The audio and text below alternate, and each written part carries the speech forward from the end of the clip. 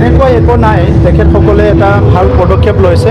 মই তেখেতসকলক ধন্যবাদ জনাওঁ। আৰু যোৱা 30-40 বছৰত জাতীয় সংগঠনবিলাকে তেনেকুৱা এটা চিন্তা লৈ আগবাঢ়ি আহিছে।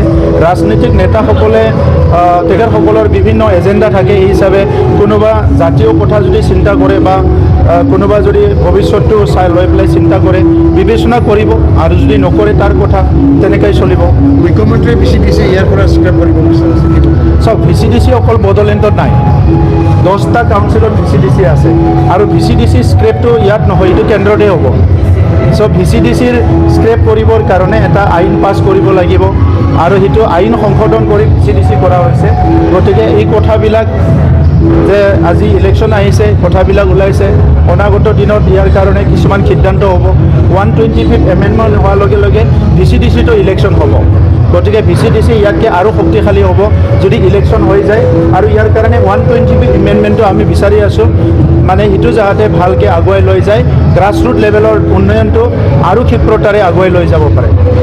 কৰিব তাতে যুঁজটোত আমি নাই, মানুহবিলাকে যুঁজ কৰিব, আমি যুঁজ নকৰোঁ, আমি কামহে কৰিম, আমি প্ৰচাৰ কৰিম, আমি ৰাইজৰ লগত কথা পাতিম, আমি যুঁজত নাই, কাৰোৰ লগত আমি যুঁজ নকৰোঁ। বড়োলেণ্ডৰ নিজৰ মা দেউতা, দাদা ভাই, একেলগে বসবাস কৰা জনগোষ্ঠীবিলাকৰ ৰাজনীতিত আৰু কি যুঁজ কৰিব লাগে, সেই যুঁজটো একো যুঁজ কৰাৰ দৰকাৰ নাই। খুব ভাল পৰিৱেশ, ধুনীয়া পৰিৱেশ। আজি 26টা জনগোষ্ঠী একেলগে আছে, শান্তিৰ মাজেৰে চবে বসবাস কৰি আছে। 35 লাখ জনসাধাৰণৰ এটা সপোন আছে যে এটা সুন্দৰ বড়োলেণ্ড গঢ়িব লাগে। এইটোৱে আমাৰ কাৰণে সবচে ডাঙৰ এটা মূলধন। কণ্টেষ্টটো কাৰ কাৰণে ল'ব?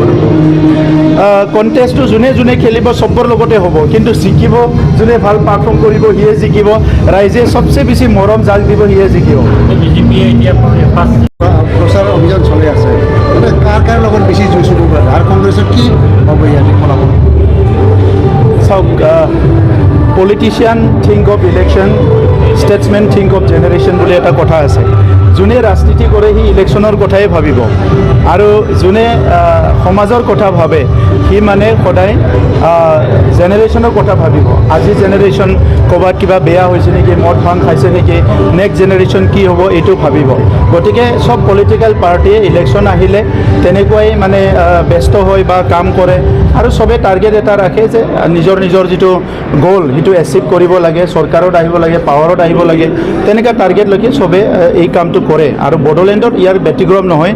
আজি বড়োলেণ্ডত ৰাষ্ট্ৰীয় দল, আঞ্চলিক দল বিভিন্ন আহি পেলাই কুচকাৱাজ কৰিছে, মেল মিটিং কৰিছে, আমিও চাই আছোঁ। আমাৰ কামটো আমি কৰি আছোঁ ভালকৈ, কেনেকৈ আমাৰ বড়োলেণ্ডটো ৰক্ষা কৰিব পৰা যায়। 5000 মানুহ আত্মবলিদান দিয়াৰ পিছত আমি কাউন্সিল পাবলৈ সক্ষম হৈছোঁ। কাৰোবাৰ কাৰণে এইটো পলিটিকেল ক্ষেত্ৰ হ'ব পাৰে, আমাৰ কাৰণে এইটো জীৱন আৰু মৰণৰ কথা আছে। কাৰণ আমাৰ ভাষা সংস্কৃতি জীয়াই ৰাখিব লাগিলে, বিশ্বত আমাৰ যিটো অস্তিত্ব জীয়াই ৰাখিব লাগিলে, ইয়াৰ পলিটিক্সৰ ওপৰত বহুত নিৰ্ভৰ কৰে। তো সেইকাৰণে আমি সেই দৃষ্টিভংগীত চাই পেলাই এই ৰাজনীতিটো আমি কৰিম। কংগ্ৰেছৰ কথা আপুনি স্পেচিয়েলি সুধিছে, মই আগৰ পৰাই দেখিছোঁ যে ইয়াততো কংগ্ৰেছৰ কোনো সংগঠনে নাই আগতে, এতিয়াহে অলপ কুচকাৱাজ কৰিছে। গতিকে কংগ্ৰেছৰ কাৰণে এইটো ইলেকশ্যনটো মই ভাবোঁ টু আৰ্লি, ইয়াত কিবা এটা দি এচিভমেণ্ট আহিব সেইটো আজি ক'ব নোৱাৰে। চব এইবিলাক নিজৰ নিজৰ এজেণ্ডা, নিজৰ নিজৰ কথা। আমি ইয়াতে আমাৰ ইয়াত হৰিজনো আছে, আমাৰ ইয়াত ঝলাও আছে, আমাৰ ইয়াত চব জনগোষ্ঠী আছে। চ' সেই জনগোষ্ঠীবিলাক আমি চবকো নিজৰ দাদা ভাই বুলি ভাবোঁ। সংবিধানে কি কৰিছে এইটো আমি নকওঁ, সংবিধানে কি দিছে কি দিয়া নাই এইটো চবেই জানে।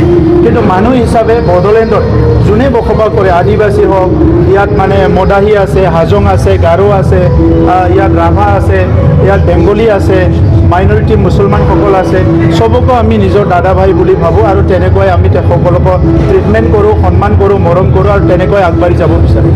আজি সময়সীমা অন্তিম দিন,